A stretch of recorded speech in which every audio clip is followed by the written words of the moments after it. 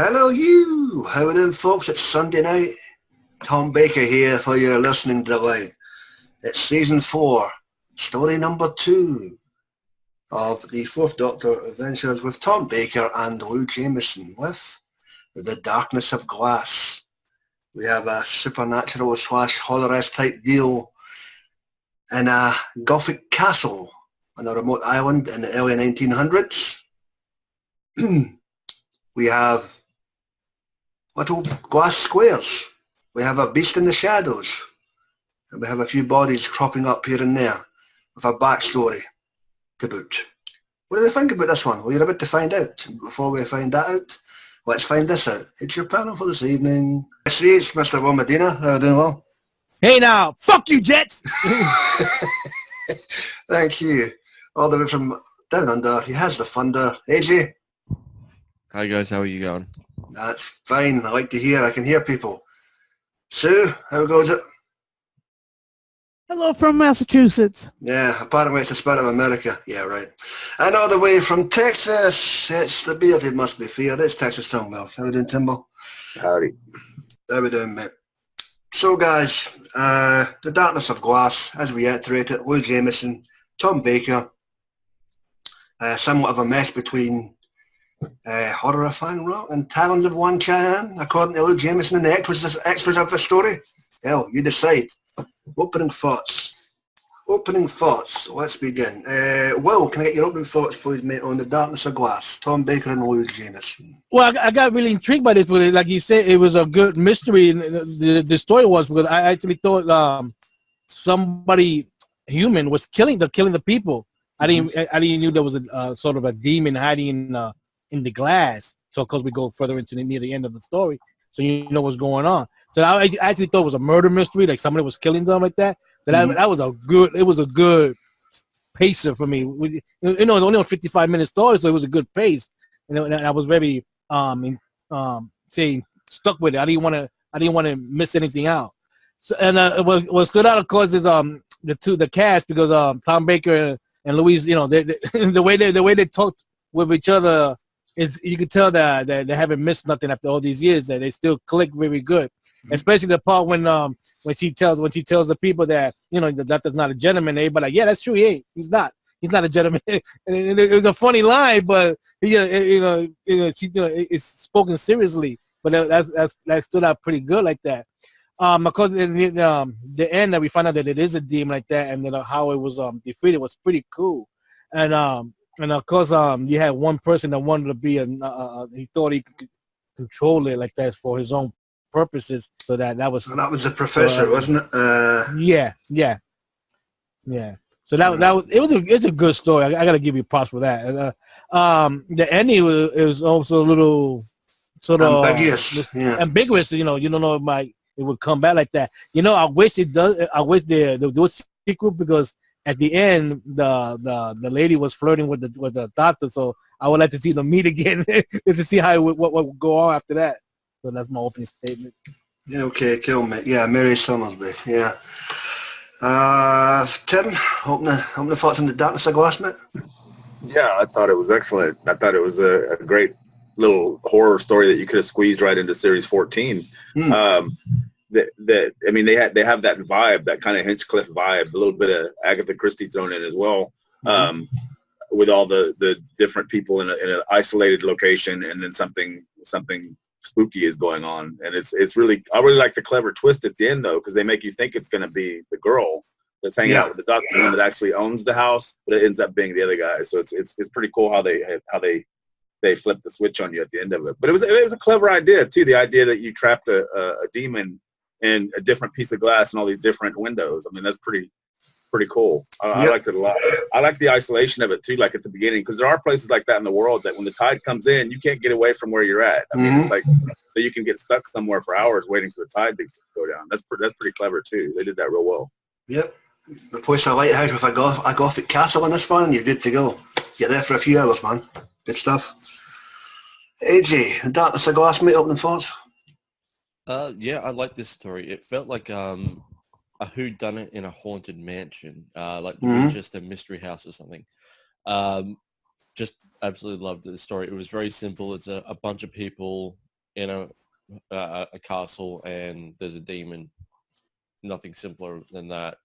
I wish there was a sequel to this because it really leaves it open-ended. I liked at the ending how the body is gone and all the glass is now different colors, like the demon's been absorbed into the body and all that. I'll go more into that later, but Tom Baker, brilliant. Louise Jameson, just as good. Everyone played their part well. Excellent, mate. Susan, how many thoughts for you on this one, dearie? The Darkness of Glass. Well, I have a theory, and it's cool, but the theory comes from the fact that I really struggled to I thought it was the Vashta Nerada. I thought it was a new Who monster that they were starting. I know it's not exactly, but because they were dying and there wasn't like, you know, a bunch of alien presence, at least that I could see or could hear, you know, and they said that the thing was screaming, the glass was screaming. That was interesting to me, and I thought it could have been the Vashta Nerada, but I still think that in the future, maybe all those little shards of glass that floated into the ocean became the little dust particle Vashta Nerada later. All right. Well, everybody's entitled to theories, however notorious or misguided. Good stuff. Okay, knock on wood. Philip, Mark Culling Austin, are you with us? Oh, thank fuck. Well, there you go. Christ, right. You know what? It was my error, and I won't tell you now, but I'll tell you afterwards. But Okay. anyway, yeah, I listened to this twice over because I kind of find it a little bit drab in places. Explain. Do I have to? But anyway, The purpose of the cast. all right. Yeah, it was all right. I like how the Fourth Doctor always likes to reiterate something that they've done in the past with Leela to try and explain where she is in regards to Fan Rock and then other things about where they were at that time. So I kind of like that kind of callback. The story itself, the characters. Well, what era is that we're in? Is It was 1907. 1907. Yep. 1907. I kind of like period pieces like that. This was a little bit, though, underplayed for me because it was set in a, like Tim says, it's an isolated place. There's not much cop to it apart from something screaming around the castle, and you don't really get an idea what it actually is. It's something that's come from a glass. A shadow demon. Yeah, but when you're trying to listen to the whole thing and you're trying to understand that shadow demon, you don't get anything of it. You just get a vibe of a dark creature going around killing people. Well, you obviously get you get the fact that it's got claws. It's ripped a few people to shreds in the story. Yeah, I know, but I like an impression of what I'm getting from an audio play like that. Couldn't the cover. Yeah. You know, You listened to it twice and you still didn't get it. Okay. I get it. It just didn't appeal to me. All right. Well, remember the demon when the people was in the hallway, the shadow, and they either the shadow hit them or they went into the shadow. They got attacked. We'll get to that. Right. Yeah. Basically, the demon hidden within each segment of these squares of glass, situated through the whole Gothic castle type thing, and it all accumulated at the end with the whole black window and the lantern show. Towards the end, which ended up, which was the main glass force field that was, trapped in. Holding on to that bay. Yeah. But for me, yeah, I like the things have been covered. This was real good for Tom Baker. Who the? For Lou Jameson and Tom Baker, this was a good one. They're in top form as ever. There's a few quirky lines in there, you know. Doctor, there's a piece missing from that window. Leela, there's a piece missing from that window. Yeah, well, yeah. He just doesn't listen sometimes, as old Tom, and that's what makes it so funny and quirky and amusing. Which is good. That was the point. He was trying to make a lot throughout the story. Some good funny dialogue in here, despite the fact that it's atmospheric. It's a very small cast. I think there's only about 5 or 6 in the main cast. You've got There's a lot a lot of double duty going on. Yeah. You got a brother and sister acting duo team on this as well, is it? You know, so really atmospheric and really enjoyable. And it's Tim Oddity, slap bang in the middle of season 14, no problem. You get Harry Peter Hinchcliffe, Justin Richards. Good job with this one. Ably but directed by Nick Briggs. So off to the races. Decent outing indeed. Right, guys. Any events or characters that stood out for you? Timbo, what do you reckon? It's a very good Leela story, isn't it? She gets a lot to do because she gets split up with the Doctor, and he basically picks up another companion for the duration of the story, which is the lady that actually owns the place. Mary Summerby, Leela gets a lot to do though, and she's stuck with the other people, and she's just intimidating them the whole time, like well, they don't kill you, I will. That kind of attitude, which is always cool. What she called it? What's his name? The feeble one. Yeah. Okay, cool, mate. AJ, how about you? I looked at the beginning of the story where they landed and K9 couldn't come out of the TARDIS, so instead of saying anything, they just had that sound effect that he used to make whenever he was told to stay. With the droop of the tail? Yeah. That's an easy way to give John Leeson a day off. Yeah, go figure. But I also like how they defeated supposedly defeated the demon by a bit of spring cleaning on the shields, you know. Yeah.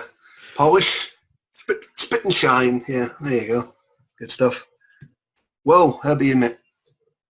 Well, because the two main cast stood out real good. Like everybody said earlier, Leela was great, but I also got to give props to the Mary Summersby, played by Sinead Keenan, because because she helped the Doctor in the library and all that, especially when he noticed the page was missing from the book, and she went to another reference book to show him about the other glasses that he was reading about, like that. And of course, in the end, how she was flirting with him, didn't want him to leave like that. It was pretty. So she stood out pretty good like that. So I got to give her props for that. Yeah, Sinead Keenan also played old Mrs. Potts. Was it Potts or Potter? What her name was in this thing? The old bat that died, the housekeeper. She played her too. Yeah, so you're right. Well, come the end of the story, it was something more than the jelly baby she was after. But she played her part well.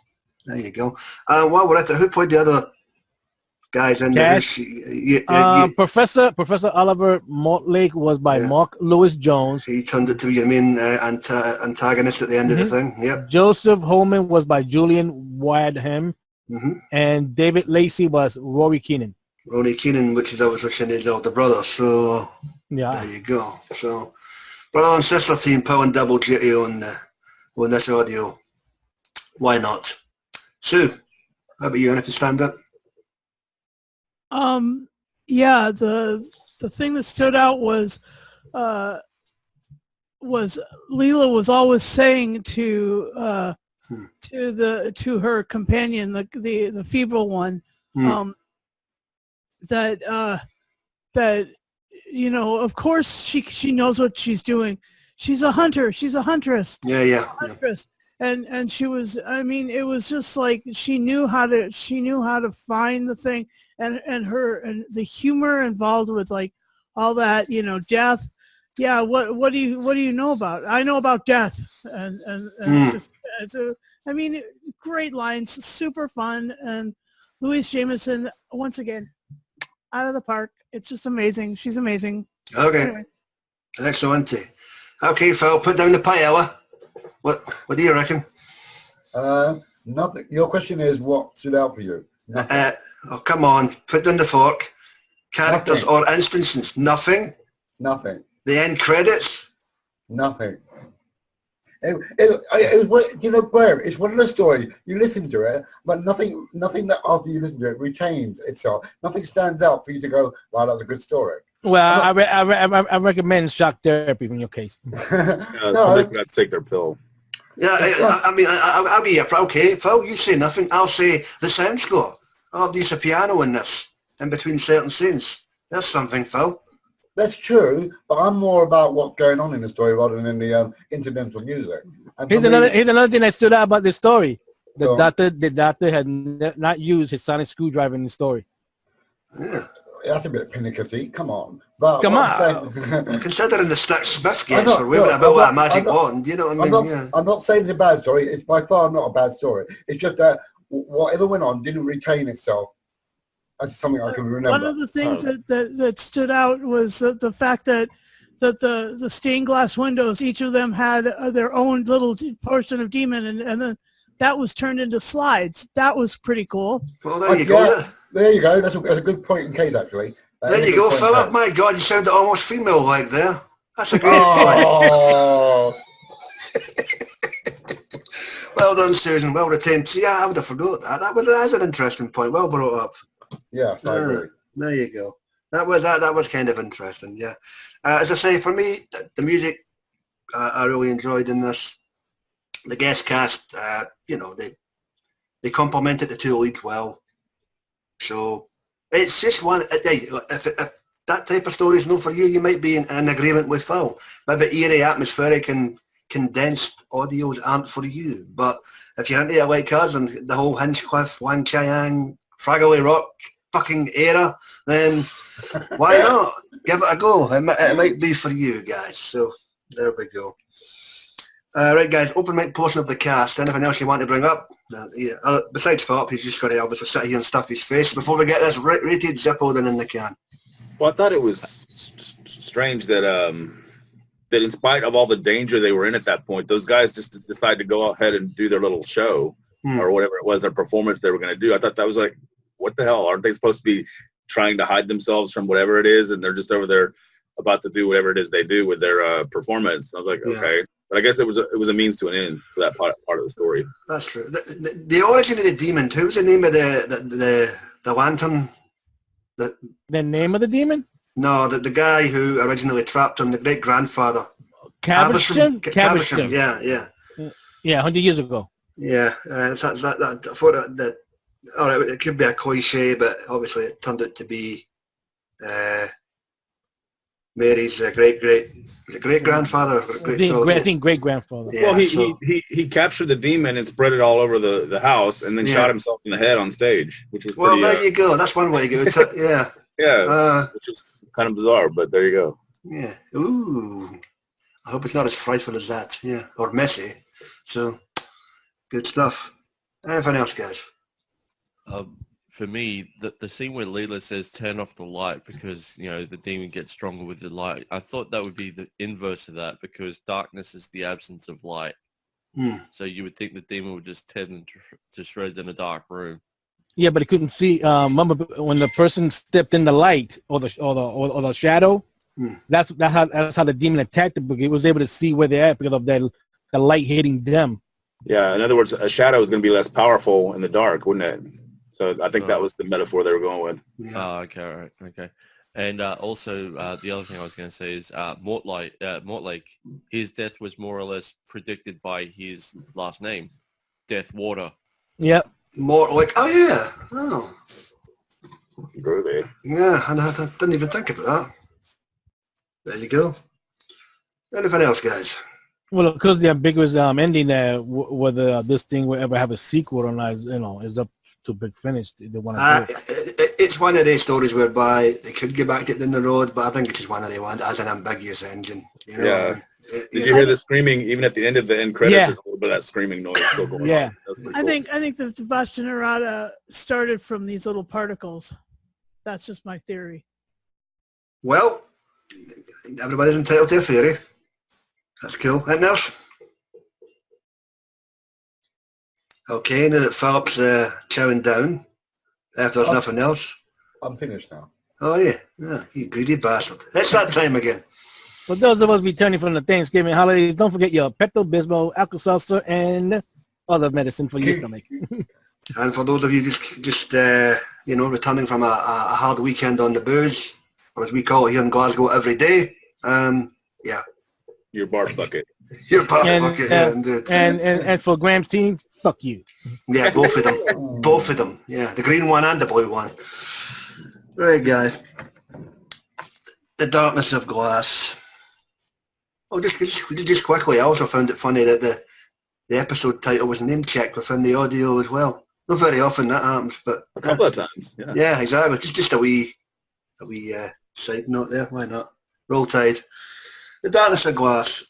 Tom Baker and Lou Jameson. Season 4, story number 2 of the 4th Doctor Adventures.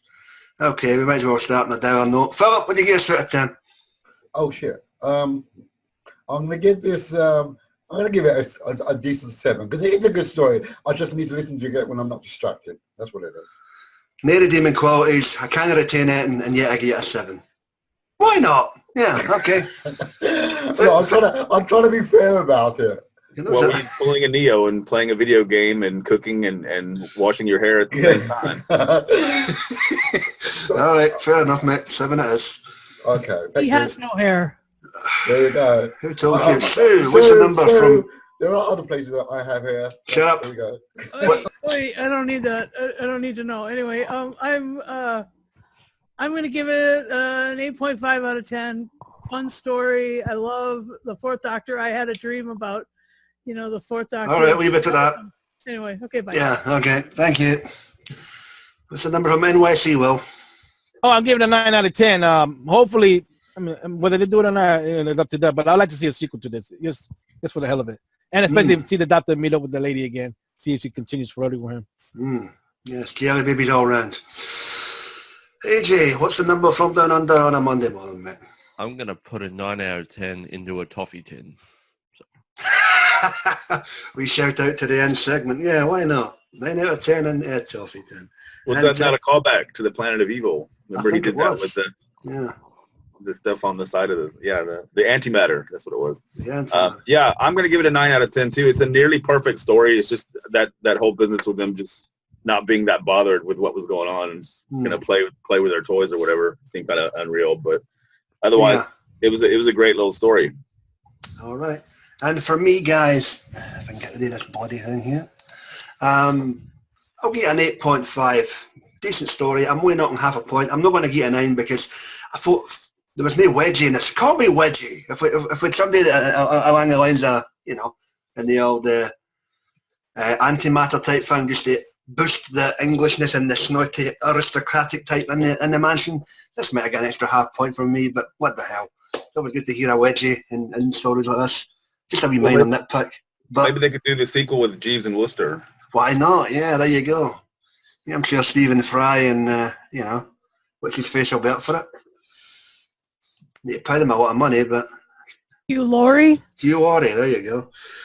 Anyway, excellent stuff. Not a bad outing. And it's time alluded to. Slap bang right in, season 14. Excellent. And with that, guys, done finito, and we are in the can for this evening.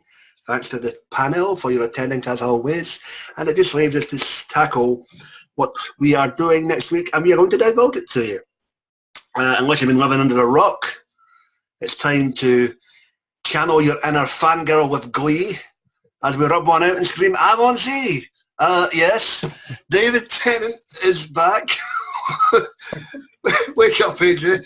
Oh, no finish.